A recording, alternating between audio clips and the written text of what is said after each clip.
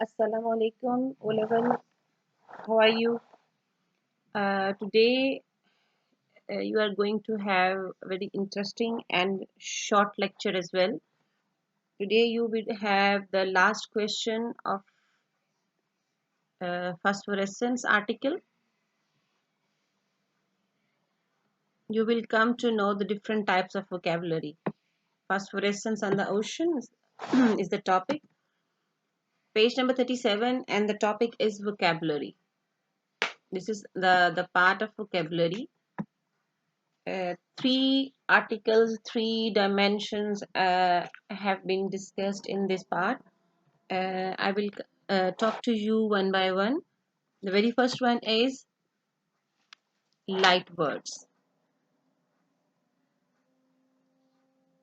Light words का मतलब है कि कोई ऐसे अल्फाज कि उनमें से कोई भी वर्ड इस्तेमाल करें तो वो लाइट के मानों में आता है जैसे आप you have gone through the lecture, you have gone through the text and वहाँ पे आपने फास्फोरेसेंस का सुना, डेजलिंग सुना।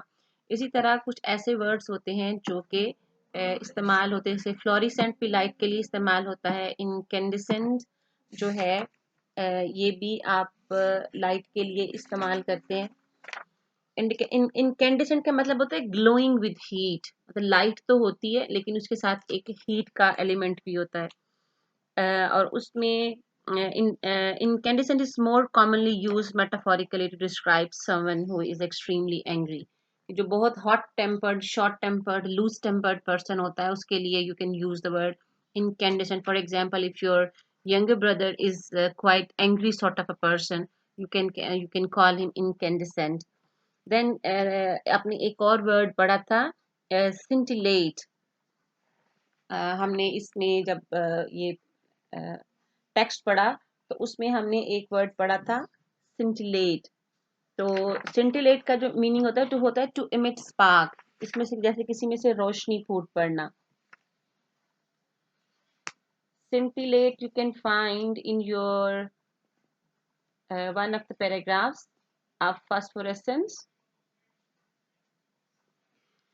जैसे कि मैंने आपको कहा टू इमिट स्पार्क, जब जब किसी जैसे कुछ ऐसे स्टोन्स होते हैं जो रात की रोशनी में चमकते हैं तो उसमें से सिंटिलेट होती है light. Next one is luminous. Luminous luminous क्या होता है? चमकदार। ये भी लाइट के इफेक्ट के तौर पर इस्तेमाल होता है। अच्छा स्टूडेंट्स, आपने ये देखा ये तमाम के तमाम वर्ड्स जो हैं ये लाइट गिविंग वर्ड्स हैं। जहाँ भी अभी आपने किसी मेटाफोरिकली इस्तेमाल करना हो या कुछ और करना हो तो आप ये वर्ड इस तरह कुछ और वर्ड मैंने आपके साथ शेयर करने हैं, या आप you can see on your screen कि जैसे हम चलते हैं तो चलने की भी किस्में होती हैं। स्ट्रोल भी चलना होता है। स्ट्रोल होता है चहलकदमी करना, बड़े आराम से कैजुअली लेजरली वॉक करना, चलना। वॉक इटसेल्फ एक चलना होता है। ट्रेड भी हम किसी की खास चाल को हम कहते हैं। फिर रन भी चलने की किस्म होती है। फिर एक होता है गेट, GAIT। देखिए मैं आप स्पाइडरी सा लिख रही हूँ उधर, उस वक्त मैंने गेट होता है किसी की चाल को हम कहते हैं गेट। इसी तरह वोकेबलरी उन्होंने ये आपको ये जो मैंने 4 इसमें रेड इंक में मैंने आपके साथ वर्ड शेयर किए हैं, ये सारे के सारे आपकी बुक में से लिए गए हैं। और जो stroll, walk and trend and run, basically all these techniques are just to enhance your vocabulary.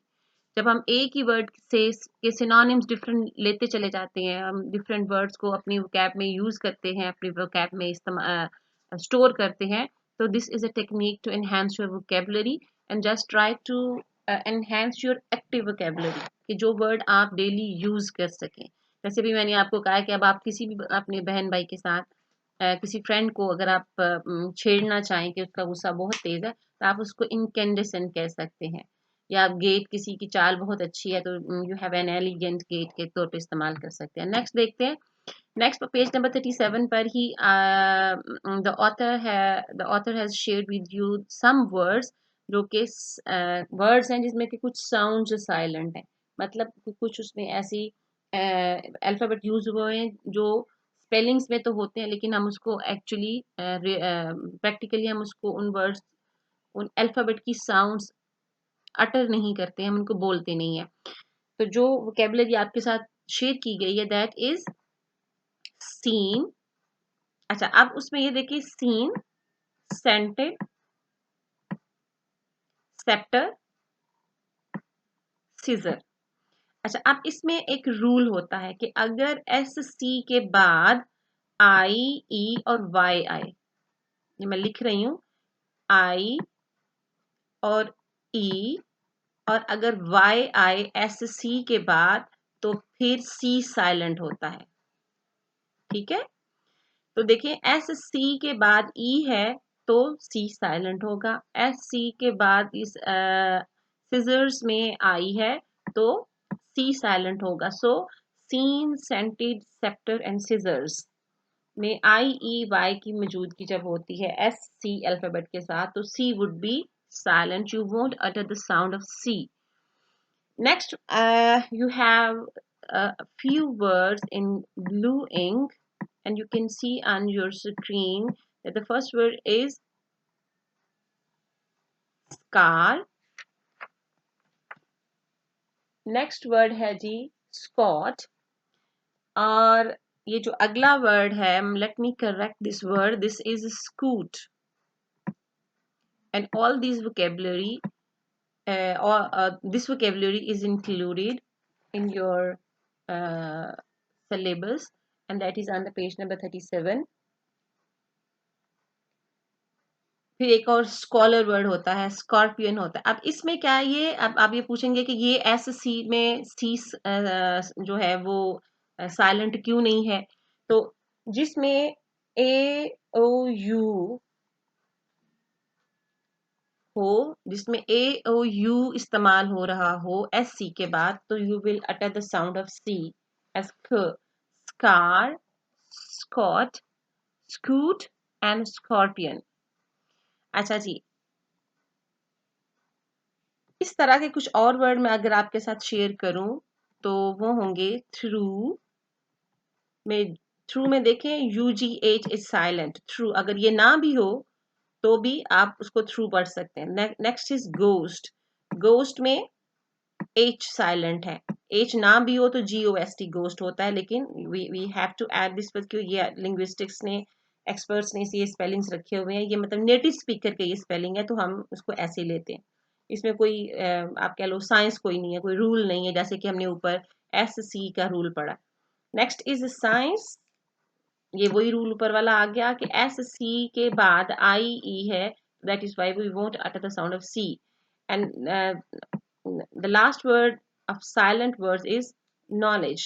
Here k is silent, and then d is silent, e is also silent. तो कुछ ऐसे वर्ड्स होते हैं कि जो नेटिव स्पीकर ने उनको बनाया ही इस तरह होता है, तो we have to follow those, and there are no certain specific rules in this regard. अगला वोकेबलरी का पार्ट जो that is the part of your book is on page number 38, and that is confused words. All these are kind of vocabulary, light words, silent words. Next is confused words. बहुत से बच्चे इसको पढ़ते हुए confuse होते हैं, क्यों? Because they are confuse in the construction. what is next one is conscience, the other word is conscious, the third word is skeptic, and fourth word is septic. अच्छा, अब मजे की बात ये है, पर सबसे पहले हम इधर आ जाते हैं। First one, conscious. कॉन्शियस का मतलब होता है कि आप अक्ली तौर पर, ज़हनी तौर पर आप किसी चीज़ से अवेयर होते हैं। आपकी अक्ल, आपका दिमाग, आपका ब्रेन, आपका माइंड आपको बताता है कि है क्या कोई चीज़। तो when you do something wrong and then later on आपको पता चलता है कि नहीं, you have done something wrong, आपसे कुछ गलत काम होगा, तो आपका कॉन्शियस आपको अवेयर कर रहा होता है। तो हम कहते हैं फिर गिल्टी कॉन्शियस हो जाना, इसको हम इस तरह इस्तेमाल करते हैं। जैसे हम मेंटल एक्नॉलेजमेंट हम इसको कहते हैं कि after doing after misbehaving, Ali felt guilty conscious.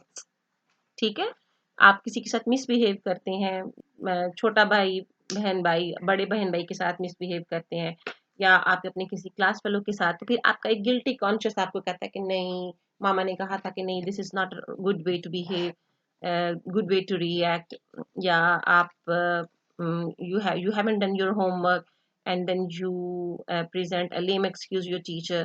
तो उस वक्त तो आप बहाना लगा देते हो, you present an excuse to your teacher, but later on आपकी मामा की बात, आपकी टीचर की बात, या किसी बड़े की बात आपके जहन में आती है, नो, कि झूठ नहीं बोलना, तो then there would be guilty conscience, कि आपका इल्म आपको कह रहा है कि नहीं, you have done something wrong. Next is conscious.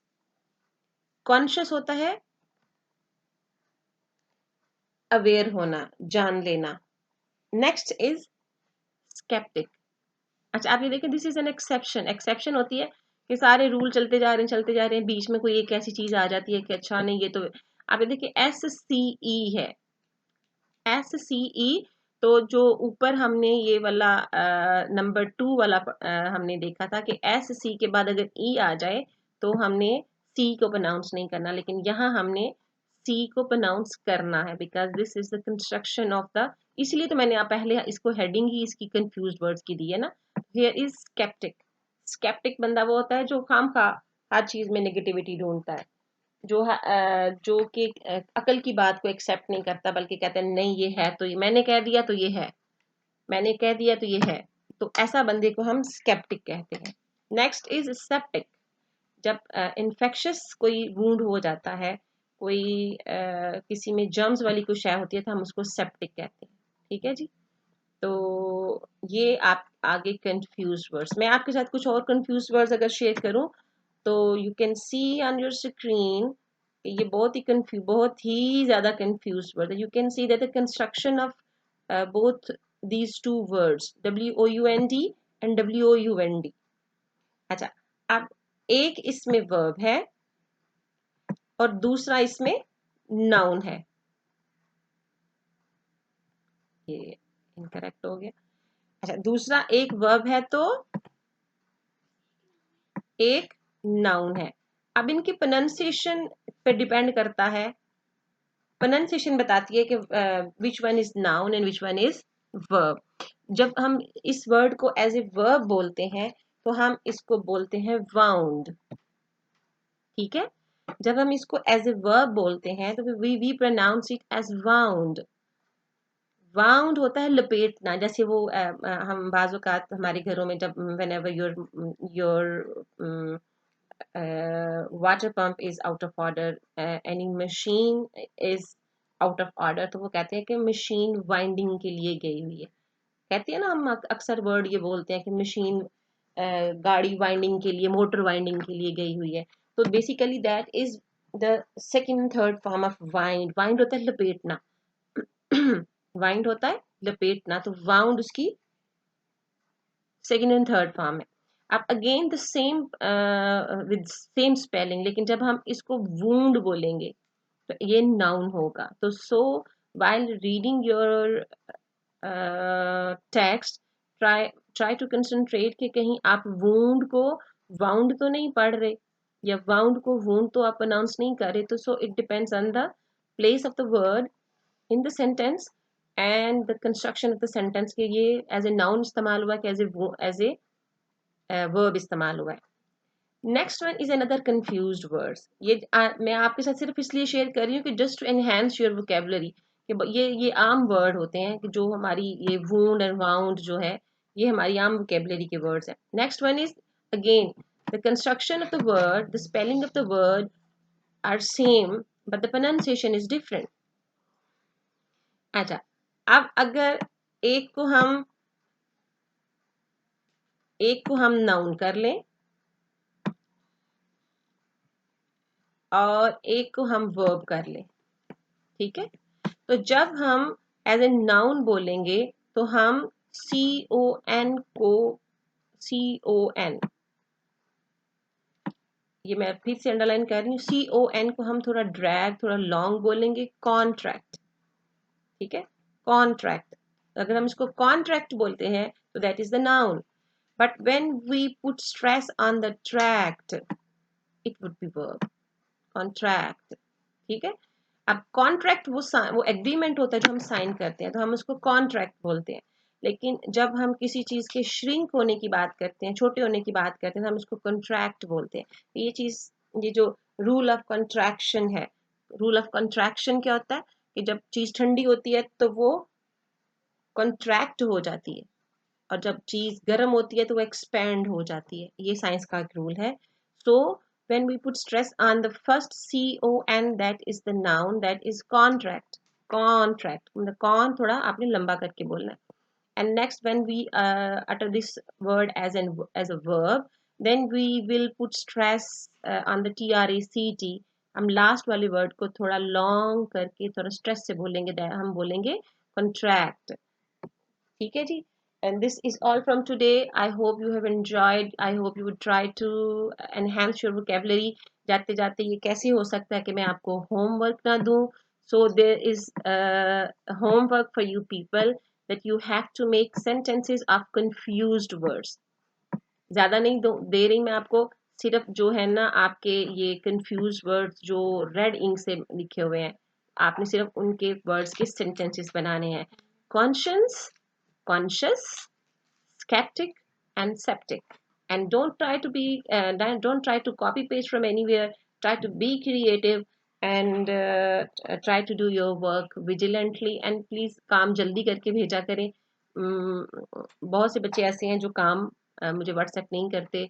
Try to be regular in your studies। और फिर ये जो creativity वाले काम होते हैं ना, ये तो आपको जरूर करने चाहिए, because it is the demand of your study pattern।